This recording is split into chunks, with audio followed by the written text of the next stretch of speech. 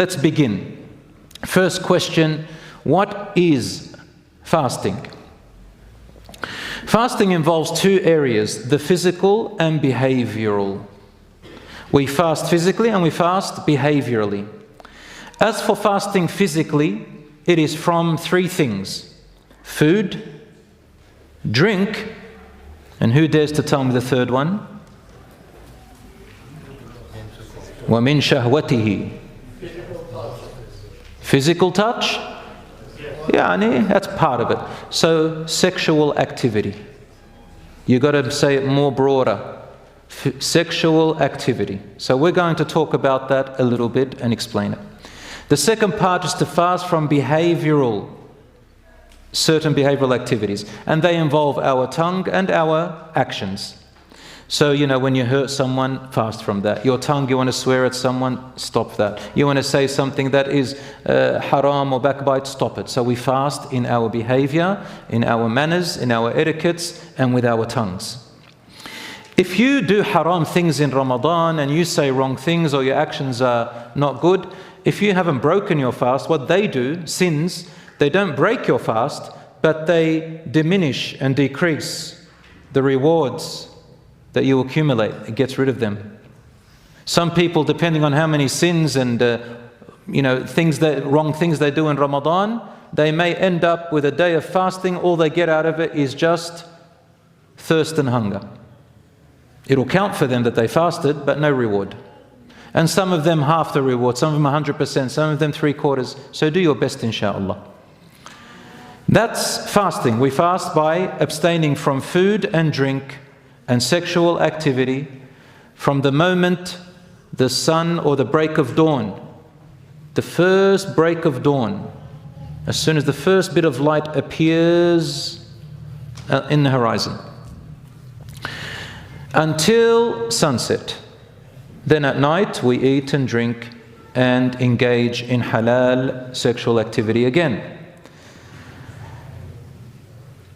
Fasting in Islam is an obligation on every Muslim, male and female. Number two, every sane person, someone who is healthy in their mind. They're not mentally they don't have mental disorders. Number three, who has reached puberty. Not puberty in the Western definition, where a person reaches puberty and they still call them a child. Yes, in our social context we say child. But in Islam, a person reaches puberty as soon as the first signs of puberty appear. Then fasting becomes obligatory.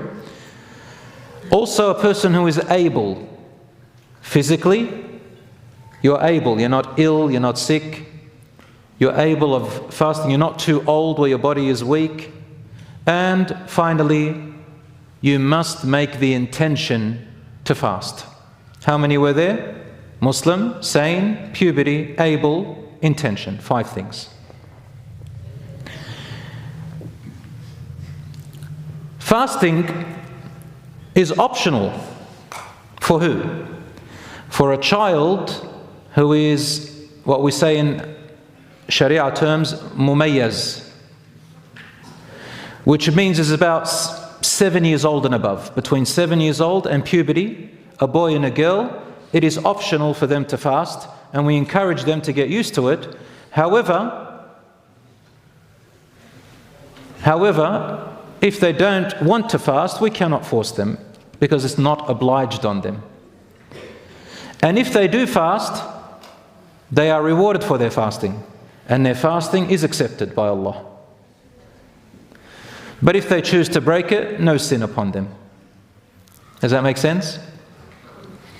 A child also has to make the intention. We've got to teach our children who are 7 years old, 8, 9, 10, 11, 12, to make the intention. How do you make the intention? Just inside your heart, you want to fast, and it's going to be tomorrow.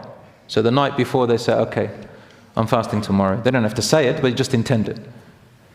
But a child's intention is what we call naqis.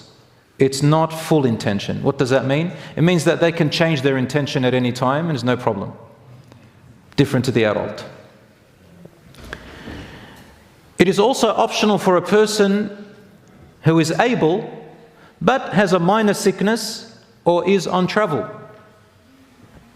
If you're traveling more than, well, the agreement of the scholars here from this Mujamma al-Fiqhi is about 75 to 80 kilometers out.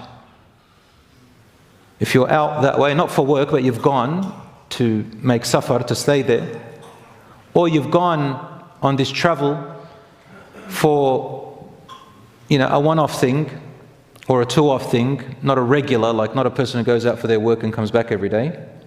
So you're going on safar, travel more than 80 kilometers. Once you reach 80 kilometers, you're still able to fast, but you don't have to.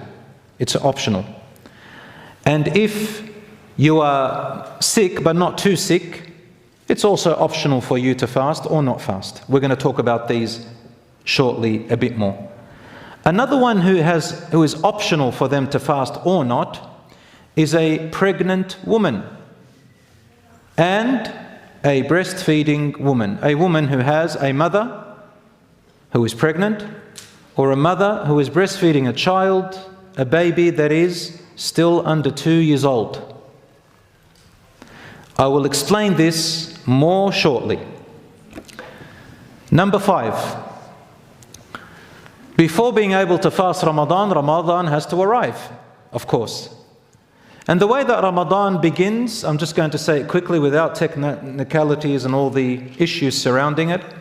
The traditional way, the Islamic Sunnah way, is the crescent has to be sighted on the 29th of Sha'ban. Number 2, if it is cloudy or rainy or unable to be established, then the Prophet, peace be upon him, said, complete Sha'ban 30 days. Don't worry about the crescent anymore. And then fast after 30 days. He said, sallallahu alaihi wasallam, فَقْدُرُوا لَهُ, or أَكْمِلُوا شَعْبَانَ 30. Continue Sha'ban 30, or restrict Sha'ban to 30. Restrict it. قَدْرُوا لَهُ. Everything surrounding that is another topic. Calculations, my calculations, global sighting, regional sighting, local sighting, neighboring sighting, saw, didn't see, I don't know. I don't know. 2 years ago, I gave a solution. I researched a lot and gave it just a 5-minute post. And I've never been insulted more than that. Everybody is a mufti, a mujtahid on this. So I've decided, I don't know.